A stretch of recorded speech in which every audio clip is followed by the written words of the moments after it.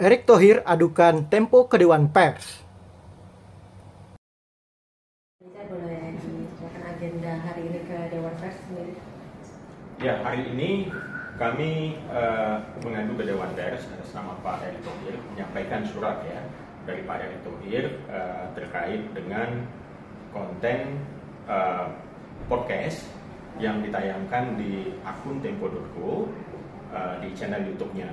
Nah, menurut Pak Erick Thohir, konten itu tidak berimbang, konten itu tidak menghadirkan beliau ya sebagai narasumber ataupun pihak ya yang bisa memberikan keterangan secara berimbang ya. Konten itu hanya berisikan percakapan dari 3 orang gitu ya yang menyatakan dirinya sebagai wartawan Tempo, dan percakapan-percakapan yang ada di dalam podcast itu kemudian dibungkus dalam satu program yang disebut sebagai bocor halus gitu ya, sebagai bagian dari konten podcast Tempo. Nah, setelah dipelajari, ditonton konten yang berdurasi 37 menit kurang lebih, itu mengandung hal-hal yang sangat merugikan buat Pak Erick Thohir, terutama karena perbincangan-perbincangan yang ada di dalam podcast itu mengarah kepada tudingan, mengarah kepada informasi-informasi yang tidak terverifikasi gitu. Nah, kami sudah memberikan laporan kepada Dewan Pers, diterima oleh Ketua Komisi Pengaduan Dewan Pers Pak Yadi, dan juga oleh Ketua Dewan Pers Ibu Mini ya. Dan ini adalah salah satu bentuk sebetulnya ini adalah salah satu bentuk penghormatan Pak Erick Thohir terhadap kebebasan pers sendiri. Kenapa mengadu ke Dewan Pers? Kalau kita lihat konten yang ditayangkan oleh Tempo.co itu sangat berpotensi bukan hanya melanggar kode etik jurnalistik dan undang-undang pers, tapi juga berpotensi secara hukum ya, pelanggaran hukum yang diatur di undang-undang ITE. Tetapi jalur itu tidak ditempuh oleh Pak Erick karena melihat konten yang ada di Tempo.co itu adalah bagian dari produk jurnalistik ya, karena berada di bawah bendera Tempo Media Group gitu. Nah, apa yang kita adukan ke Komisi Pengaduan ya, kita sudah memberikan linknya, lalu kita juga memberikan transkrip percakapan dan juga screen capture dari tayangan-tayangan podcast tersebut. Dan bagi Pak Erick secara pribadi, beliau sangat menyesalkan lah ya, seharusnya Tempo bisa menjunjung tinggi profesionalisme, bisa menjunjung tinggi konten jurnalisme yang bermutu ya, dan taat pada kode etik jurnalistik. Nah, ini adalah pengaduan ini adalah bagian dari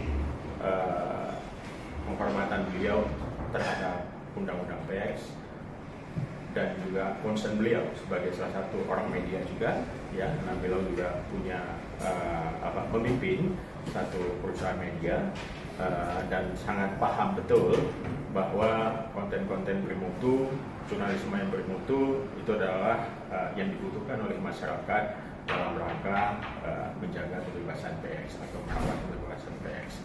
Nah, kita berharap Dewan Pers bisa memproses ya pengaduan ini secara adil gitu, dan memberikan keputusan yang tepat, terutama kalau kita lihat potongan-potongan dari tayangan podcast itu yang tidak terverifikasi itu ya, lebih banyak berisikan, kalau saya katakan gosip ya, yang berada di level percakapan ruang redaksi gitu ya, yang belum terverifikasi tetapi sudah ditayangkan ke publik.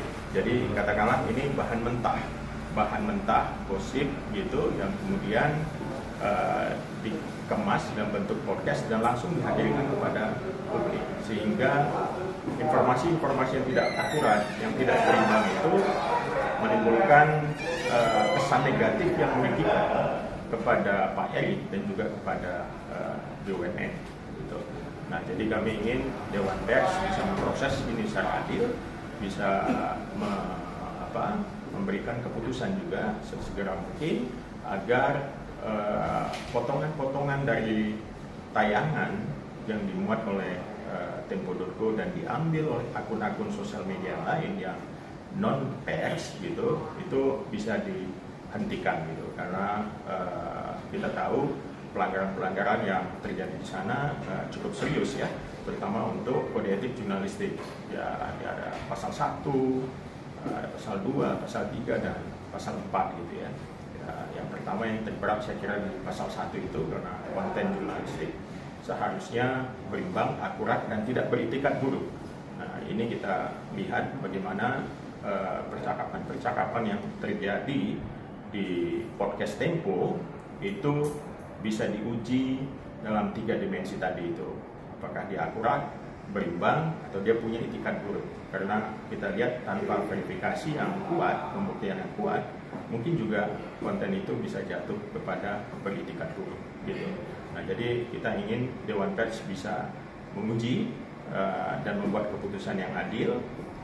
Dengan demikian kita bisa menghentikan potongan-potongan konten yang sudah diambil oleh sosial media agar tidak menyebar ke publik dan menyuguhkan publik informasi-informasi yang belum terverifikasi atau tidak akurat. Untuk potongan-potongan itu contohnya apa yang dilaporkan oleh Kementerian BUMN? Iya, misalnya adanya penggunaan tim di BUMN untuk kepentingan kampanyenya Pak Erik gitu ya. Ada potongan-potongan itu yang beredar di sosial media. Nah, kita melihat itu merugikan buat BUMN sendiri gitu ya. Ada tudingan penggunaan sosial media, dikerahkan sosial media BUMN, maksudnya dikerahkan khusus untuk popularitasnya Pak Erick Thohir gitu. Nah, kita bisa jelaskan tentang adanya sosial media atau akun sosial media di BUMN yang sudah menjadi semacam kelengkapan ya, saya kira komunikasi di era disrupsi digital ini, di mana perusahaan-perusahaan menggunakan akun sosial media untuk berkomunikasi dengan publik, dan akun-akun sosial media yang dimaksudkan oleh Tempo dan juga para kru sosial media yang tergabung di dalam tim sosial media itu punya tugas untuk mendeteksi keluhan-keluhan masyarakat ya, dan juga memberikan layanan publik gitu, dan memantau tentu saja performa sosial media masing-masing perusahaan BUMN. Jadi tidak pernah digunakan untuk kampanye-kampanye pribadi Pak E gitu. Nah, ini di sini kita agak keberatan ya dengan apa yang disampaikan di Tempo. Ibu Mbak tadi penyerahan lapor itu jam berapa dan bersama berapa tim Pak? Laporan itu kita sampaikan hari ini pada tanggal 13 Juli ya. Sedangkan konten itu diupload di channel YouTube berdasarkan timestamp yang kita lihat itu tanggal 9 Juli. Kami mempelajari selama beberapa hari, dan kami juga menunggu ada semacam itikat baik dari Tempo gitu ya, untuk mengklarifikasi tentang tayangan itu, tapi tidak ada. Karena tidak ada, kami ke Dewan Pers gitu ya, ke Dewan Pers, dan kami merasa bahwa Tempo bersikap tidak adil kepada Pak Erick Thohir. Terima kasih.